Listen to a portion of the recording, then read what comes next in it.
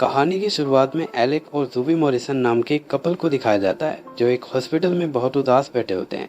वो पिछले कई साल से चाह रहे थे कि उनके घर में कोई बच्चा पैदा हो, लेकिन उनकी ये ख्वाहिश पूरी नहीं हो पा रही थी। जब उन दोनों की ही रिपोर्ट नॉर्मल आती है तो डॉक्टर को भी समझ में नहीं आता कि प्रॉब्लम क्या है। वो कहता है कि शायद जूबी किसी सदमे की वजह से गर्भधारण नहीं कर पा रही है, इसलिए वो उन्हें स्ट्रेस छोड़कर खुश रहने की सलाह देता है। लेकिन खुशी तो उनकी जिंदगी से जैसे रूठ सी गई थी। रात को जूबी एलेक्स से कहती है कि क्यों ना वो कोई बच्चा गोद ले लें।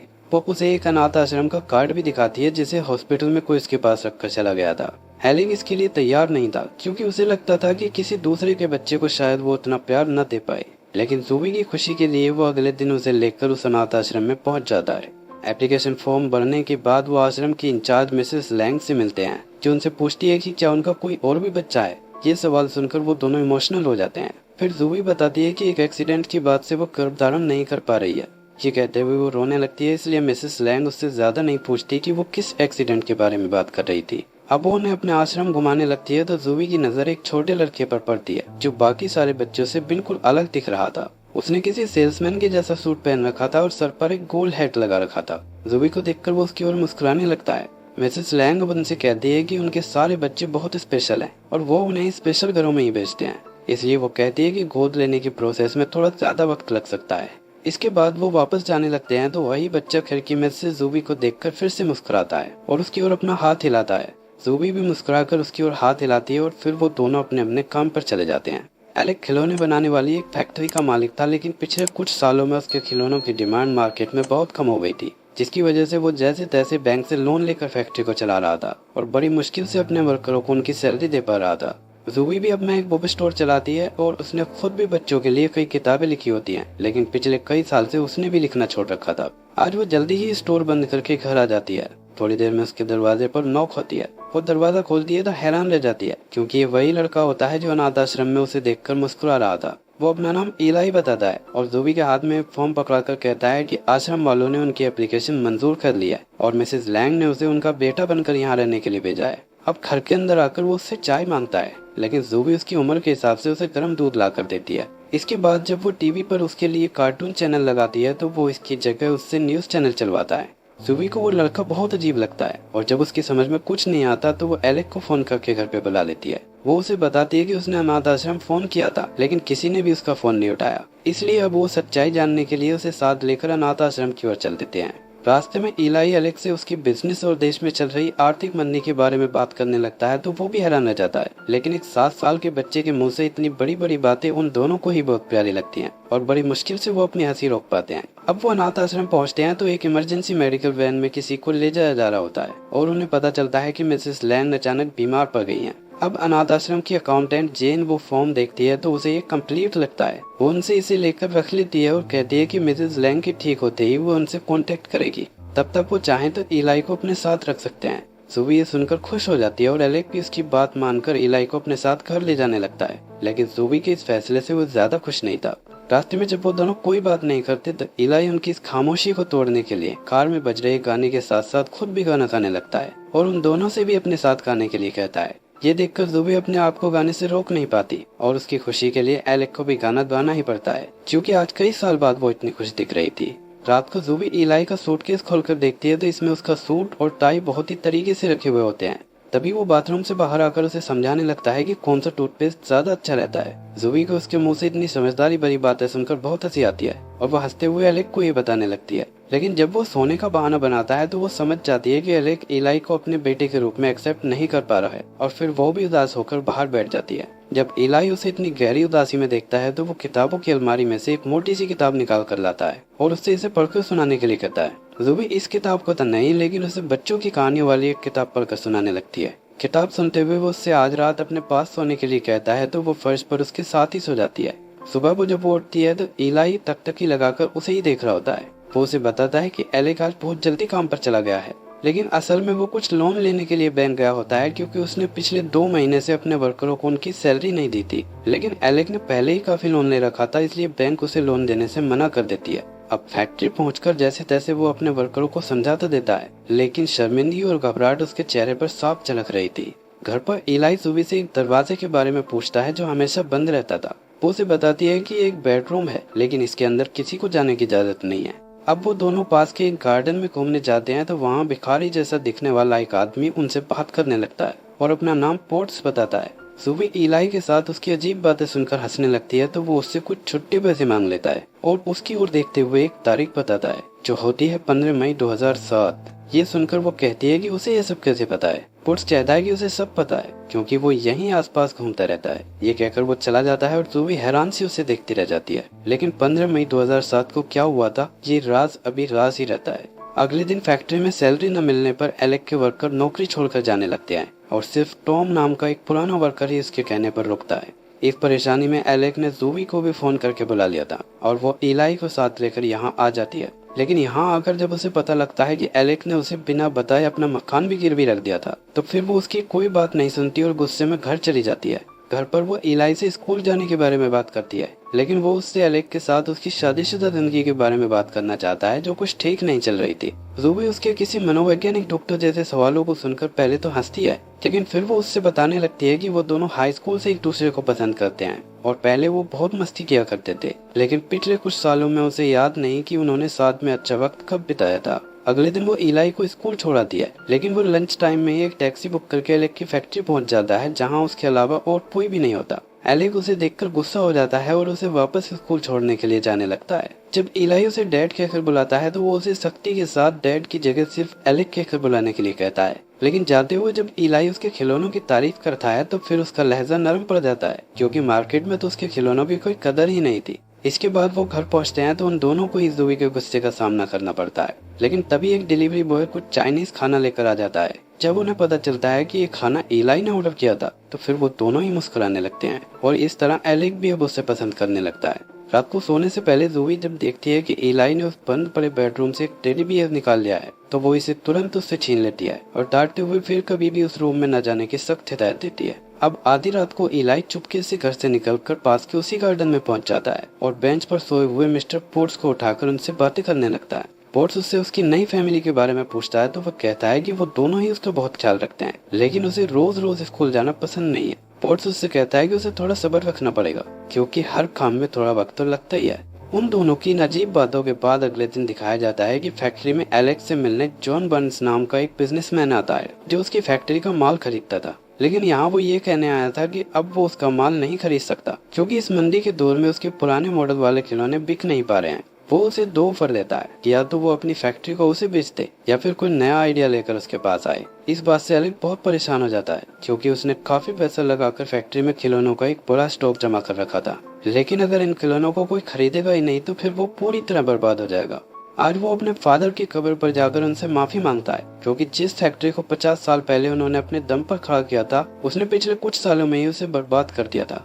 उसकी ये सारी बातें मिस्टर पोर्ट्स उसके पीछे खड़ा होकर सुन रहा होता है। वो उसके पास आकर उसे कब्र पर खिल रहे गुलाब के फूलों को दिखाकर वहाँ से चला जाता है लेकिन एलेक समझ जाता है कि वो उसे क्या समझाना चाहता था, इसलिए वो हार मानने की बजाय एक बार फिर से इस मुसीबत से निकलने की कोशिश में लग जाता है और अब वो इलाई को भी फैक्ट्री में आने से मना नहीं करता।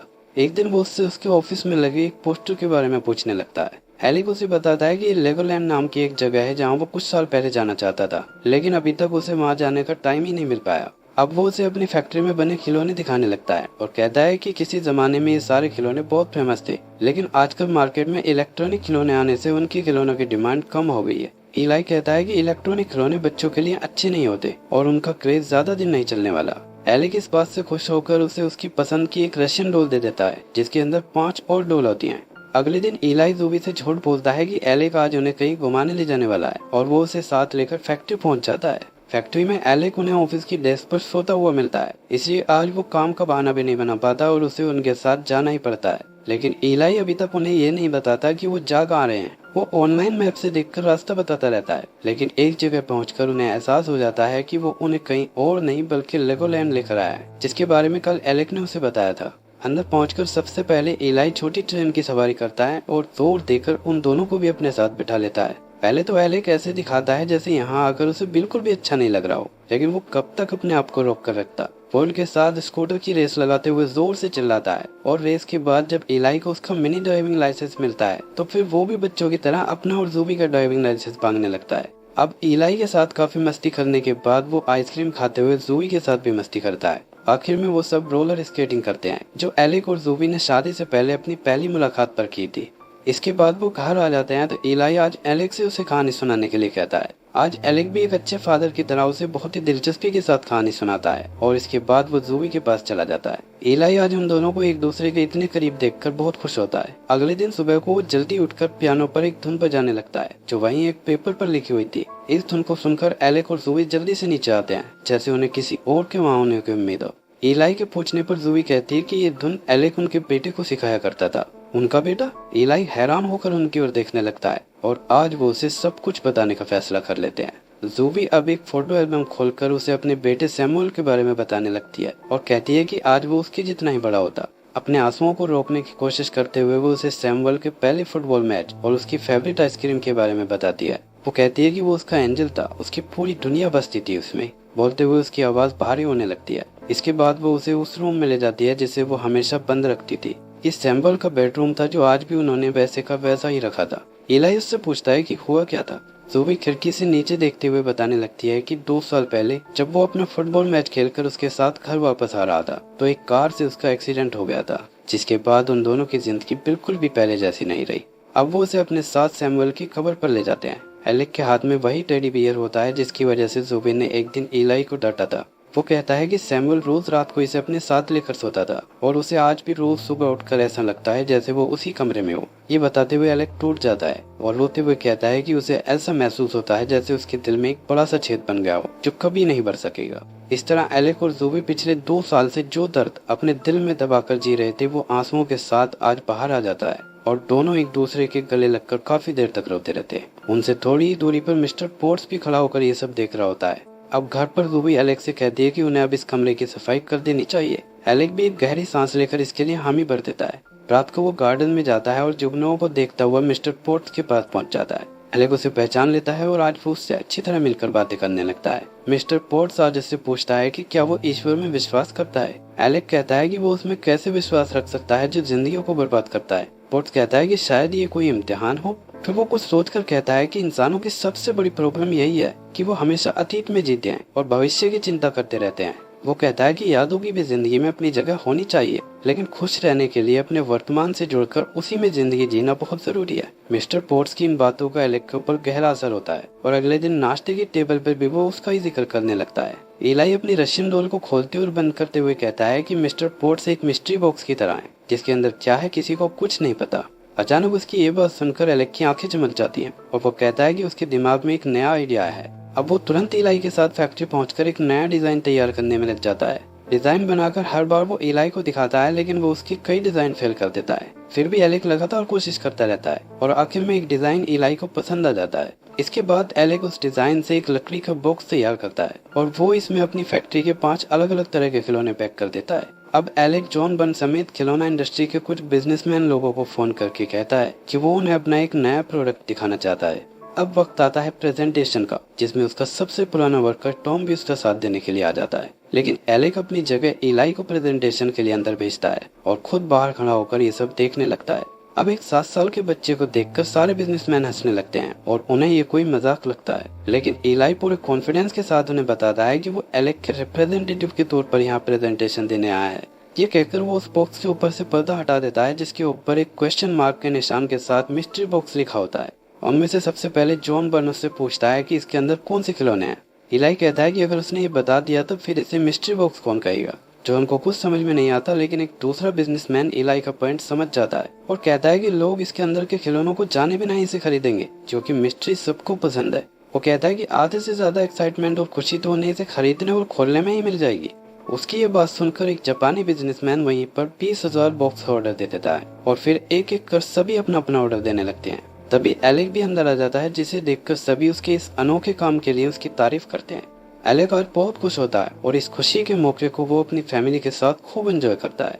रात को इलाई के साथ बॉल से खेलते हुए वो उससे कहता है कि अगर वो चाहे तो उसे डैड के घर बुला सकता है। उसकी ये बात सुनकर इलाई और जूबी दोनों खुश हो जाते हैं। आज आधी रात को फिर से इलाई गार्डन में जाकर मिस्टर पोर्ट्स से मिलता है। पोर्ट्स एलेक की कामयाबी की खबर सुनकर बहुत खुश होता है और फिर वो उसके कान में कुछ कहता है। अगले दिन इलाई के साथ एलेक और जूबी गार्डन में आते हैं और मिस्टर पोर्ट्स को क्रिसमस पर अपने घर आने के लिए इनवाइट करते हैं। अब क्रिसमस पर दिखाया जाता है कि मिस्ट्री बॉक्स को मार्केट में जबरदस्त कामयाबी मिल जाती है और बच्चों में इसकी दीवानगी सच होकर बोलने लगती है। मार्केट की इस हाई डिमांड को पूरा करने में एलेक को कोई भी परेशानी नहीं होती, क्योंकि उसे फैक्ट्री में सिर्फ बॉक्स बनवाने पड़ते हैं और खिलौनों का स्टॉक तो उसके पास पहले से ही काफी पड़ा हुआ था।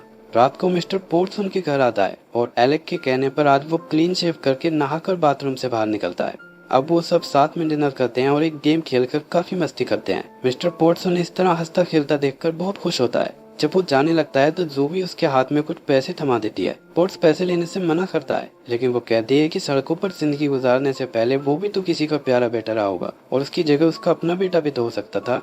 पोर्ट्स के जाने के बाद वो इलाई को उसके कमरे में सुलाने जाती है। आज वो उससे पूछता है कि क्या वो एंजल्स में विश्वास करती है। ज़ोबी इस बात का कोई खास जवाब नहीं देती, क्योंकि इस वक्त उसके दिमाग में कुछ और ही चल रहा था। वो एलेक के पास जाकर उसे एक गिफ्ट देती है। एलेक इसे खोलकर देखता है तो ये कुछ और नहीं बल्कि उसका प्रेगनेंसी टेस्ट होता है, जिसकी उन्होंने उम्मीद ही छोड़ दी थी। मतलब वो मां बनने वाली थी। इस खबर से एलेक की खुशी का ठिकाना नहीं रहता और वो ज़ोबी को अपने सीने से लगा लेता है। वो ये खबर इलाई को सुनाना चाहता है, लेकिन ज़ोबी कहती है कि वो सो गया होगा। लेकिन उन्हें इस बात की बिल्कुल भी खबर नहीं थी कि वो ऊपर बैठकर काफी वक्त से उन्हें देख रहा था। अगले दिन सुबह होते ही एलेक की गुड न्यूज सुनाने के लिए ऊपर उसके कमरे में जाता है, लेकिन वो वहां नहीं होता, बल्कि बेड पर उन दोनों के नाम एक लेटर पड़ा होता है। नीचे फोन पर अनाथ आश्रम की अकाउंटेंट जेन की कॉल आती है, जो ज़ोबी को बताती है कि मिसेस लैंग ठीक होकर अस्पताल से वापस आ गई हैं। फिर वो बताती है कि उसने उनका वो फॉर्म मिसेस लैंग को दिखाया था, लेकिन इलाई नाम का कोई भी बच्चा उनके आश्रम में कभी था ही नहीं और अब उस फॉर्म के ऊपर उस बच्चे की फोटो भी नहीं है। उसकी ये बात सुनकर ज़ोबी के हाथ से कॉफी का गिलास छोड़कर नीचे गिर जाता है। वो हैरान परेशान सी एक डेस्क पर चपटती है और उसमें से इलाई का लेगोलैंड वाला मिनी ड्राइविंग लाइसेंस निकाल कर देखती है, लेकिन इस पर भी उसकी फोटो नहीं होती। अब उसे सब कुछ समझ में आने लगता है कि इलाई और मिस्टर पोर्ट्स इंसानों के रूप में दो एंजल्स थे, जो उनकी बिखरी हुई जिंदगी में खुशियां लुटाने के लिए आए थे। उसे याद आ जाता है कि हॉस्पिटल में उसके पास अनाथ आश्रम का कार्ड रखकर जाने वाला कोई और नहीं बल्कि मिस्टर पोर्ट्स ही था। अब वो ऊपर जाकर इलाई का वो लंबा सा लेटर पढ़ती है, जिसमें उसने उन्हें अपने बेटे सैमुअल की बुरी यादों को भूलकर उसकी अच्छी यादों के साथ जिंदगी बिताने की बात कही थी। पढ़ते पढ़ते वो रोने लगती है और रोते हुए लेटर का बाकी हिस्सा पढ़ती है, जिसमें उसने अपने जाने और अपने लिए उनके प्यार का भी जिक्र किया था और एक भविष्यवाणी की थी कि उनके घर में बेटी पैदा होगी। मूवी के आखिर में दिखाया जाता है कि एलेक और ज़ोबी अपनी नन्ही सी बेटी के साथ बहुत खुश होते हैं और एक दिन ज़ोबी को ऐसा महसूस होता है जैसे इलाई उनसे मिलने वापस आया हो, लेकिन उसकी नजर पड़ते ही वो मुस्कुराकर गायब हो जाता है। इसी के साथ ये मूवी एंड हो जाती है।